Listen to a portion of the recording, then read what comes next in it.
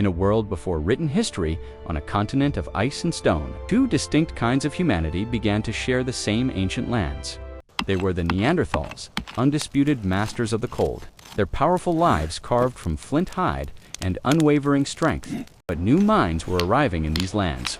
The Homo sapiens, a people driven by a restless curiosity and a bright spark of innovation. The Neanderthal chief knew every hill and river by heart. This was his world, his ancestral territory, to defend at all costs. While the sapiens explored the unknown, reading the subtle story of the world in the tracks that others left behind in the soft earth. For the Neanderthal, survival meant overwhelming power, preparing heavy, fire-hardened spears for a hunt where failure was simply not an option.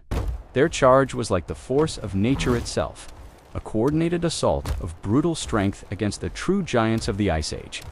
Their success was measured in the immense weight of the kill, a hard-won victory that would feed the clan and prove their dominance. But for the sapiens, success was measured in clever strategy, using the landscape itself and coordinated teamwork to ensnare their prey. Their finely crafted flint blades allowed for a new level of precision, ensuring that absolutely nothing from the hunt went to waste.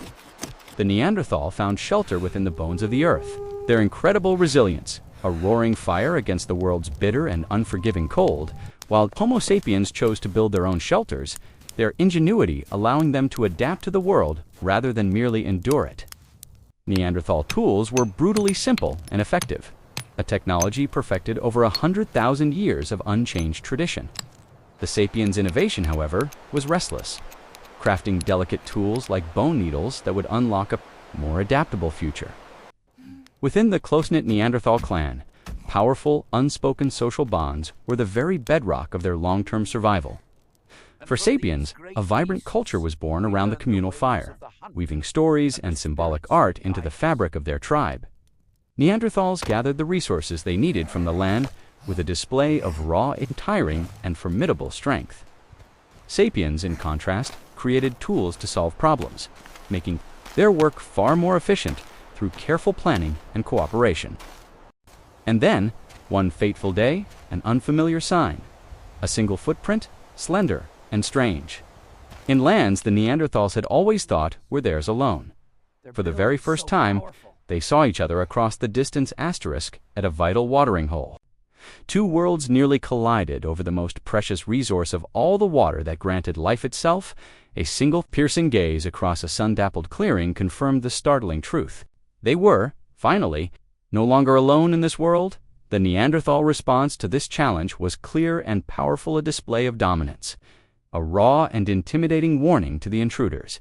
But the sapiens did not flee in chaos. They performed a strategic withdrawal, their sharp minds already calculating the new danger.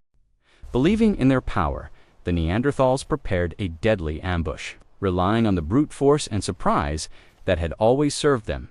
But the sapiens refused to engage in a direct fight, using a clever diversion to split the Neanderthal strength and sow confusion with swift, silent movements through the trees. They completely outmaneuvered their powerful cousins. Turning the trap against its makers, the final standoff was not one of clubs and spears, but a silent battle of wills, tense calculation of pure strength versus cold strategy in that quiet moment. The leaders saw each other for what they were. One, a master of survival. The other, a master of relentless cunning.